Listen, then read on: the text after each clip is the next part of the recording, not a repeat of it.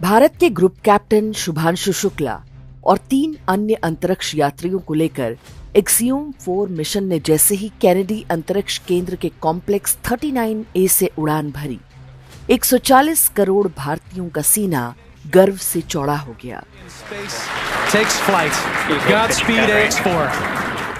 International space station यानी ISS में वे गुरुत्वाकर्षण से जुड़े कुल 7 एक्सपेरिमेंट्स का हिस्सा होंगे। इससे पहले वर्ष 1984 में राकेश शर्मा अंतरिक्ष में जाने वाले पहले भारतीय बने थे। शुभांशु शुक्ला ने रास्ते के अनुभव के बारे में हिंदी में एक संदेश भी भेजा।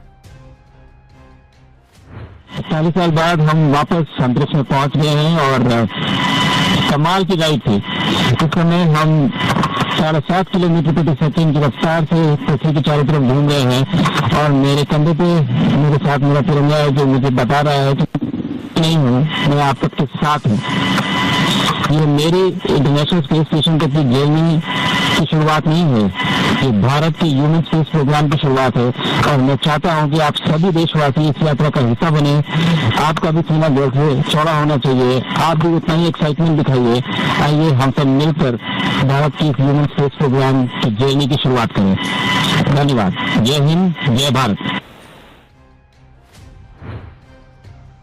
शुभांशु शुक्ला हो या राकेश शर्मा, ये निश्चित रूप से उनकी निजी और एक राष्ट्र के रूप में हम सब की सामूहिक उपलब्धि है। ये कहने की आवश्यकता नहीं कि उनका चयन पूरी तरह से योग्यता के आधार पर हुआ होगा। इसमें किसी तिकड़म, जुगाड़, सिफारिश, भाई भतीजावाद या किसी प्रकार के आरक्षण की कोई भूमिका नहीं रही होगी। ऐसा भी नहीं है कि शुभांशु शुक्ला के बाप दादा अमेरिका आते जाते रहते थे, इसलिए उनको कोई क्लास प्रिविलेज मिल गई। कोई कहे कि भारत के पहले दोनों ही अंतरिक्ष यात्री ब्राह्मण हैं, तो इसमें कुछ गलत नहीं। ये एक संयोग मात्र है। आने वाले समय में ऐसी उपलब्धि कोई भी अन्य भारतीय पा सकता है, चाहे वो किसी भी जाति या क्षेत्र का हो या कोई भी भाषा बोलता हो। शुभांशु शुक्ला की उपलब्धि का एक अन्य पहलू भी है। उनकी उड़ान जिस दिन आरंभ हुई उससे ठीक एक दिन पहले ही उनके घर लखनऊ से कुछ 100 किलोमीटर दूर इटावा में हुई एक दुखद घटना के आधार पर पूरे ब्राह्मण समुदाय के नरसंहार का आह्वान किया जा रहा था। ये सब एक ऐसे राजनीतिक दल और उसके समर्थकों द्वारा हो रहा था जिसका नेता संसद में खड़े होकर कह चुका है कि वो हिंदू समाज को बांट कर दिखाएगा। वही नेता जिसका पिता अयोध्या में निहत्थे राम भक्तों पर गोली चलवाने को अपनी सबसे बड़ी राजनीतिक उपलब्धि मानता था।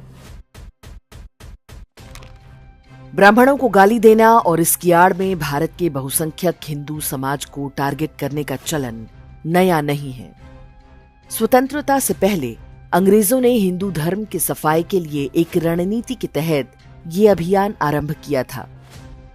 हिंदू तो नष्ट नहीं हुए, अंग्रेजों को ही बोरिया बिस्तर समेट कर जाना पड़ा। लेकिन उनकी छोड़ी ईसाई मिशनरियां और भारतीय जैसे दिखने वाले काले अंग्रेज आज भी वो काम बिना थके, बिना रुके कर रहे हैं।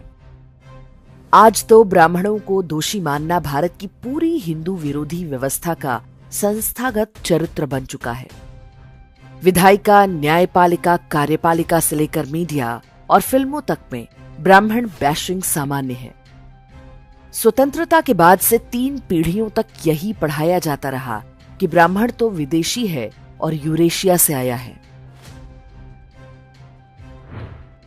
फिलीपींस में आज 90% ईसाई आबादी है। वहां मूल निवासी धर्म को 2% पर समेट दिया गया।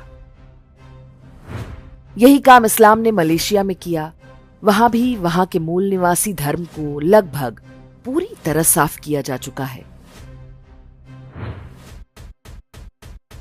भारत में ब्राह्मण इसलिए गाली खा रहा है कि अभी तक भारत न फिलीपींस बन पाया न मलेशिया।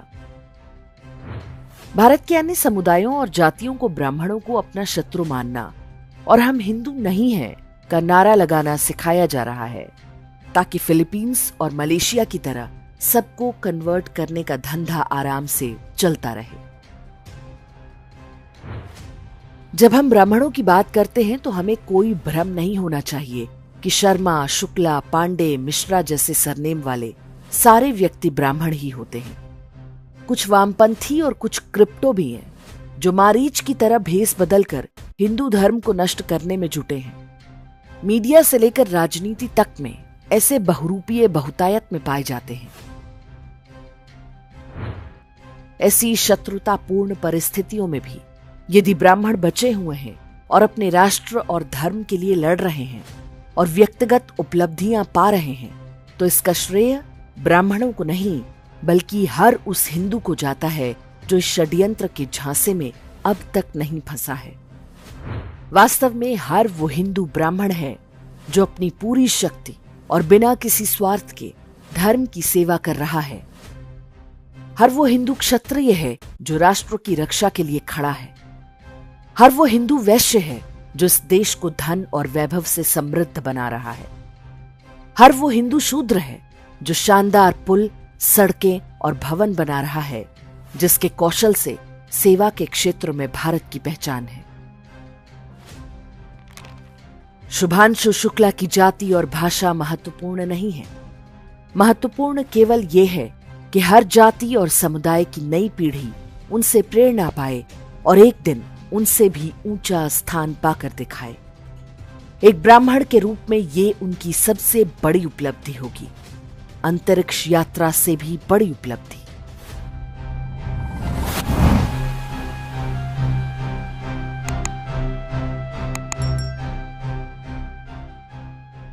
इंडेक्स ऑनलाइन के वीडियो समाज को समर्पित हैं। आप इनको डाउनलोड करके जैसे चाहे वैसे प्रयोग कर सकते हैं। चाहे तो आप हमारे टेलीग्राम चैनल से जुड़ सकते हैं। वहां सारे नए पुराने वीडियो आपको मिल जाएंगे। हमारे सोशल मीडिया लिंक हर वीडियो के डिस्क्रिप्शन में होते हैं। हमारा एकमात्र उद्देश्य हिंदू समाज को जागृत और एकजुट करना है। इसमें सहभागी बने। धन्यवाद।